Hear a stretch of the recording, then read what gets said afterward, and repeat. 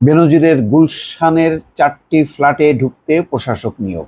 খুবই মানে ভাবতে অবাক লাগে যে এই যে পুলিশ অ্যাসোসিয়েশন যে বিবৃতি দিল যে তাদের এই কর্মকর্তাদের ব্যাপারে, এখন দেখেন যে এত বড় পদে ছিলেন দাপটের সঙ্গে, তিনি কোনো সহযোগিতা করছেন না, তিনি ধরাছোঁয়ার বাইরে বিদেশে।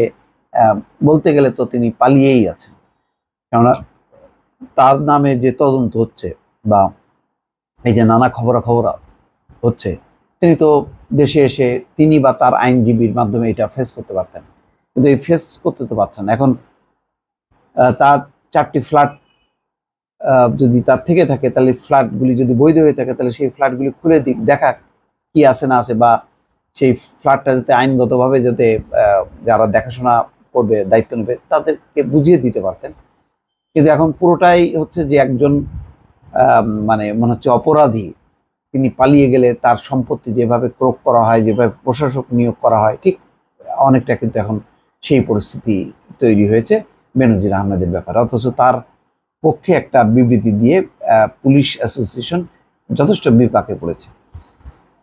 পুলিশের সাবেক মহাপরিদর্শক বেনজির আহমেদ ও তার পরিবারের সদস্যদের গুলশানের 4টি ফ্ল্যাট দেখাশোনার জন্য একজন প্রথম শ্রেণীর ম্যাজিস্ট্রেটকে প্রশাসক হিসাবে নিয়োগ দিয়েছে আদালত।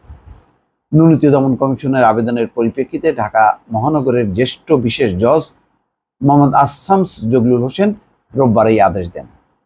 দুদকের পাবলিক প্রসিকিউটর মাহমুদ হোসেন জাহাঙ্গীর এই তথ্য নিশ্চিত করে বলেন, দুদকের সম্পদ ব্যবস্থাপনা ইউনিটের পরিচালক মোহাম্মদ মঞ্জুর মোর্শেদ এক আবেদনে আদালতকে জানান, গুলশানের 4টি ফ্ল্যাট রক্ষণাবেক্ষণের জন্য বিদ্যুৎ বিল, গ্যাস বিল সহ আনুষঙ্গিক খরচের বিষয় রয়েছে, আর ফ্ল্যাটগুলো ভাড়া দেওয়ার জন্য গণপূর্ত বিভাগের মাধ্যমে দায়িত্ব দেওয়া প্রয়োজন। এছাড়া ফ্ল্যাটের মালামালের তালিকা করার জন্য নির্বাহী ম্যাজিস্ট্রেট নিয়োগ দেওয়া জরুরি।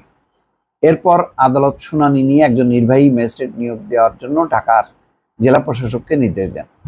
পিপি আরও বলেন, সাবেক আইজিপির বাসায় প্রবেশের জন্য নির্বাহী ম্যাজিস্ট্রেটের পাশাপাশি আদালত ঢাকা মহানগর পুলিশের গুলশান বিভাগের উপকমিশনারকে নির্দেশনা দিয়েছেন, একজন নির্বাহী ম্যাজিস্ট্রেট পুলিশের উপস্থিতিতে ওই ফ্ল্যাটগুলিতে প্রবেশ করবেন আর গণপূর্ত বিভাগের প্রকৌশল ফ্ল্যাটগুলো পরিমাপ করে ভাড়া নির্ধারণ করবেন।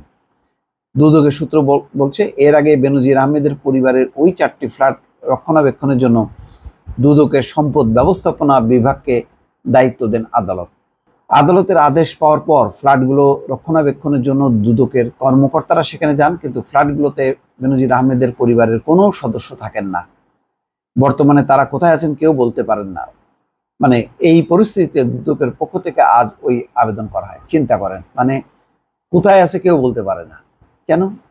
এরকম একটা আইনের একটা সর্বোচ্চ পর্যায়ে অধিষ্ঠিত একজন মানুষ এরকমভাবে হাওয়া হয়ে যাবেন কেন? এই প্রশ্নের উত্তর কি? এর আগে গত বৃহস্পতিবার বেনজির আহমেদ ও তার স্ত্রী সন্তানদের নামে থাকা বাড্ডা ও আদাবরের 8টি ফ্ল্যাট রক্ষণাবেক্ষণের জন্য দুদককে নির্দেশ দেন আদালত। একই দিন বেনজির আহমেদ ও তার স্ত্রী সন্তানদের নামে থাকা আরও 25 একর 27 কাঠা জমি রক্ষণাবেক্ষণের জন্য তত্ত্বাবধায়ক নিয়োগ দেন আদালত। এটা কি স্বাভাবিক?